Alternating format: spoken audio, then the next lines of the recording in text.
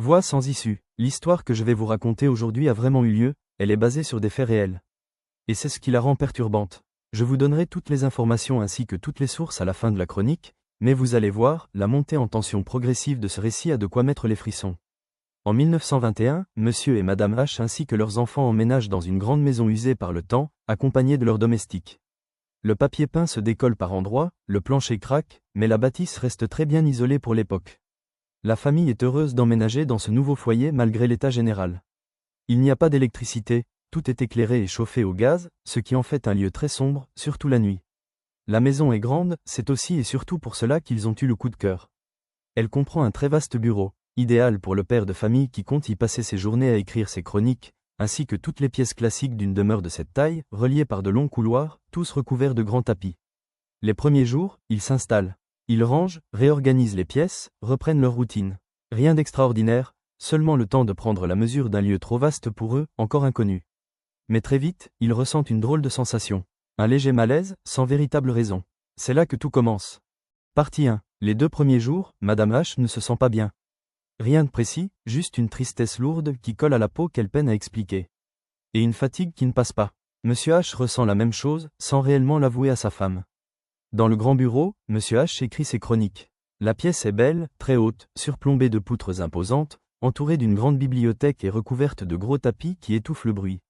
Seule la flamme du bec de gaz perce le silence de la maison. Il lève la tête, racle sa gorge, et appelle un domestique. « Léon, venez un instant. » Monsieur H relève les yeux.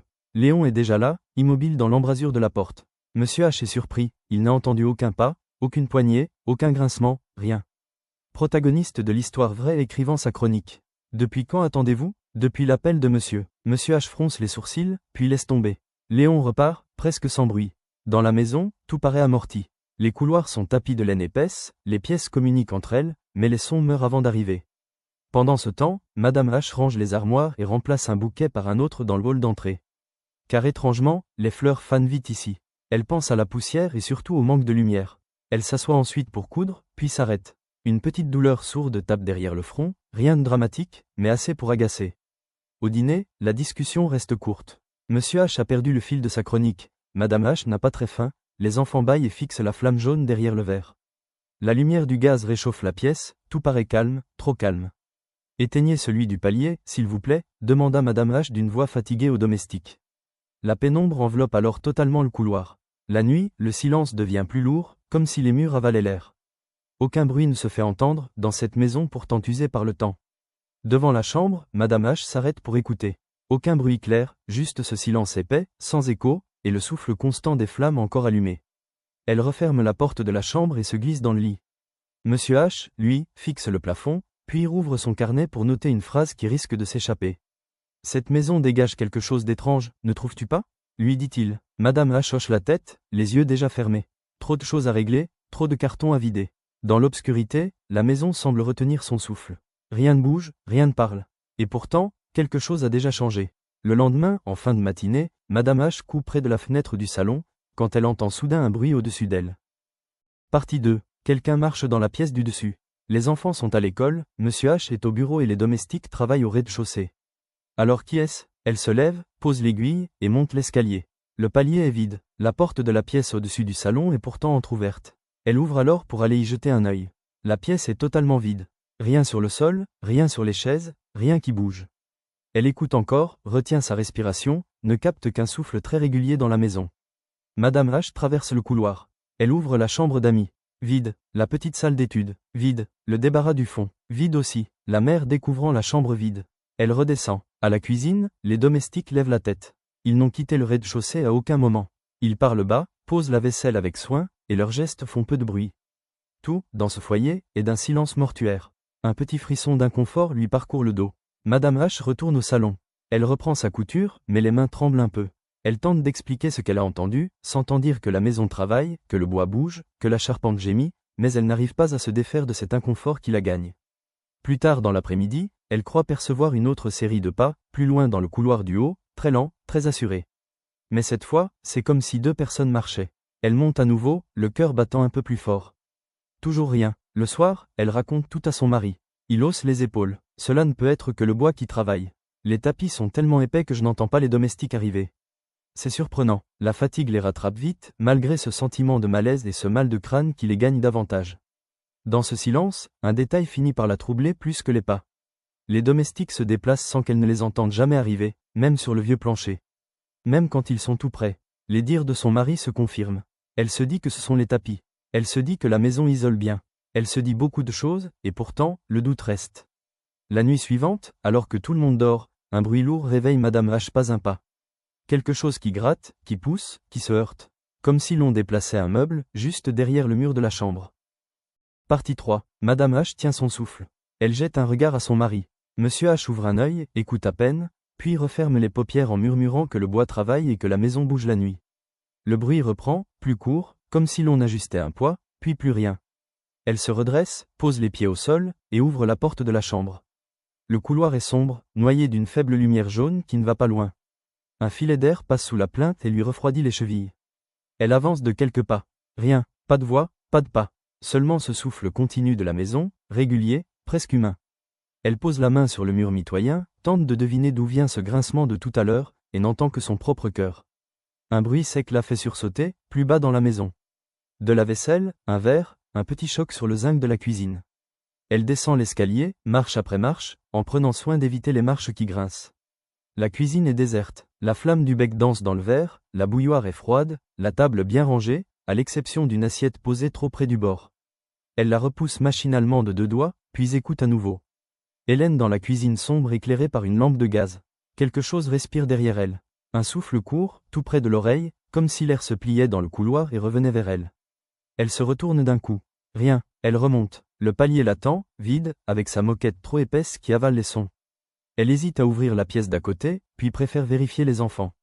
Dans la première chambre, le plus jeune dort profondément, front tiède, respiration lente. Dans la seconde, l'aîné s'est découvert, la couverture au pied du lit, le visage tourné vers la fenêtre. Elle le recouvre, passe la main dans ses cheveux, et entend très loin, dans les cloisons, un bruit qui ne ressemble pas au vent. 3 coups espacés, pas très forts, comme s'ils venaient d'un mur ou d'une porte au bout d'un couloir qui n'existe pas.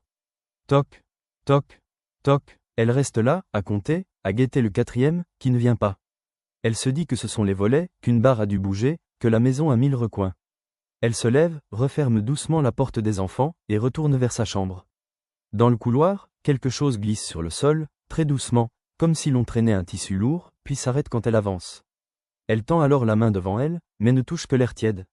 Son mal de tête revient, plus net, comme une pression derrière les yeux. Elle rejoint le lit. Monsieur H dort à moitié, souffle régulier, bras sur le front. Elle lui chuchote qu'il y a eu des bruits en bas, de la vaisselle et des coups dans les cloisons. Il répond qu'il fera le tour demain, qu'il vérifiera les verrous et les fenêtres, et que les maisons anciennes ont toujours des surprises la nuit. Elle s'allonge, garde les yeux ouverts un moment. Le silence revient sans effort, lourd, profond, presque trop parfait. La flamme derrière le verre fait un léger halo contre le plafond. Elle fixe ce halo jusqu'à ce qu'il se dédouble un instant, puis redevienne net. Elle cligne des yeux, respire plus lentement, et finit par s'assoupir. Juste avant de glisser, elle croit entendre son prénom. Hélène, rien qu'un souffle, posé dans l'embrasure de la porte, discret, embarrassé, presque timide. Elle redresse la tête, demande, qui est là? Attends, mais n'obtient que le silence de la maison pour réponse. Partie 4. Hélène H s'habille dans la chambre, fenêtre entr'ouverte pour aérer, quand la porte s'ouvre brusquement. L'aîné entre, les joues encore chaudes du lit, faisant les gros yeux. Maman, pourquoi m'as-tu appelé? Et, qui a frappé près de mon lit? Elle se retourne, surprise. Elle assure qu'elle n'a rien dit, qu'elle n'a pas appelé. Mais le garçon insiste. Il a entendu son prénom, très clairement, à mi-voix, juste avant 3 coups espacés. Pas un meuble qui craque, selon lui. Des coups. Elle parle des volets, du vent, des vieilles charnières qui travaillent. Il secoue la tête, les lèvres serrées, et répète que la voix imitait la sienne, presque pareille, mais pas tout à fait. Monsieur H, déjà en veste, écoute à moitié.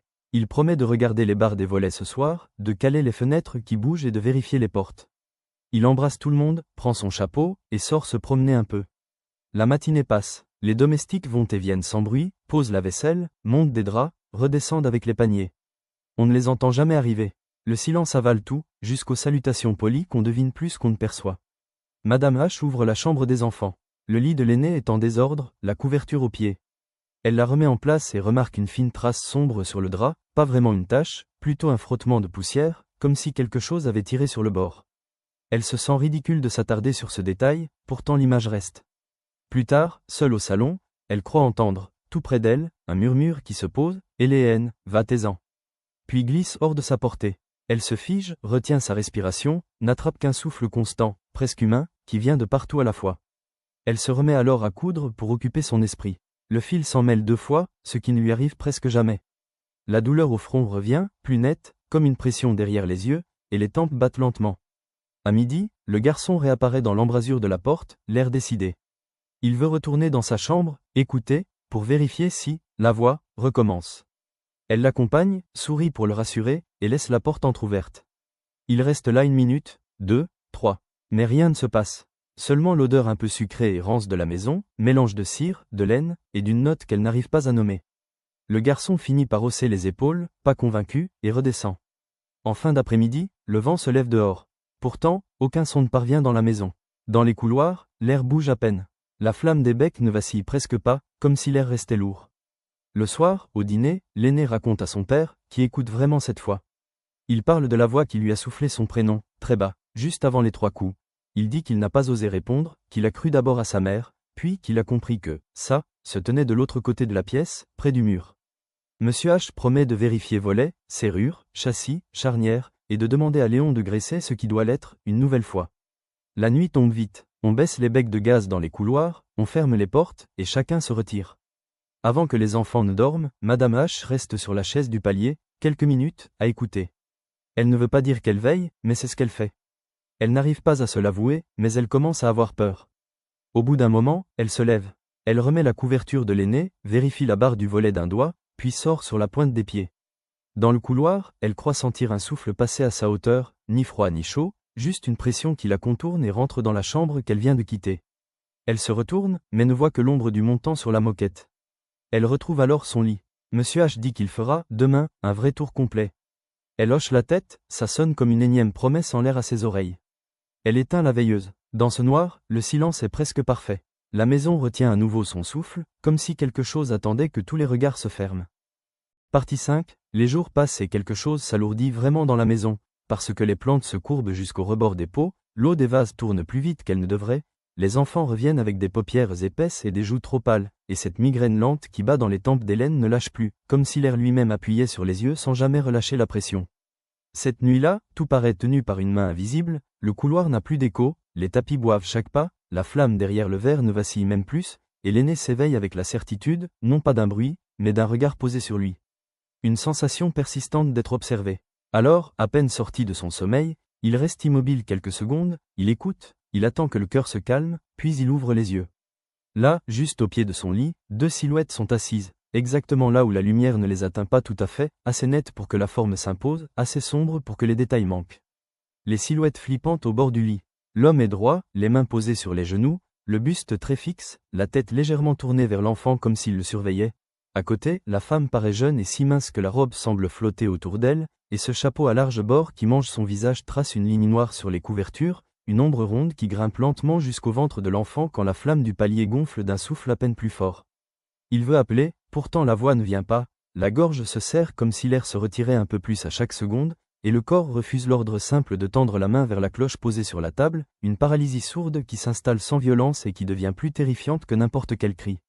Il essaie de cligner des yeux pour casser l'image, mais l'image ne casse pas, les silhouettes restent à la même distance, patientes, attentives, sans bouger un seul instant, le regard fixé sur lui. La femme incline la tête d'1 millimètre, un geste si lent qu'on pourrait croire qu'il n'a pas eu lieu, et le bord du chapeau descend encore, comme si elle voulait l'empêcher de voir ses yeux. L'homme, lui, semble respirer au même rythme que l'enfant, exact au point que chaque inspiration de l'un appelle l'expiration de l'autre, comme 2 soufflets qui se répondent, et bientôt l'enfant ne sait plus quelle respiration est la sienne. Un détail infime traverse la pièce et coupe le cœur net. Le matelas se creuse au pied, très légèrement, pas plus qu'un livre posé sur une couverture, mais assez pour que les draps tirent vers le bas et que la couture du bord se tende avec un petit bruit sec. Il essaie de détourner les yeux vers la porte, de chercher l'entrebâillure de lumière du palier, de calculer la distance à parcourir s'il parvenait à rouler hors du lit, mais les silhouettes sont là, exactement au milieu, exactement à l'endroit qui annule chaque projet. Dans l'odeur chaude et un peu sucrée de la pièce surgit une autre note, ténue, métallique, presque médicale, qui grimpe dans la gorge et donne envie de tousser sans y parvenir. La femme penche encore la tête, de ce mouvement impossible à surprendre, et l'enfant voit le reflet jaune du palier accrocher un instant quelque chose sous le bord du chapeau, un éclat humide qui pourrait être un œil et qui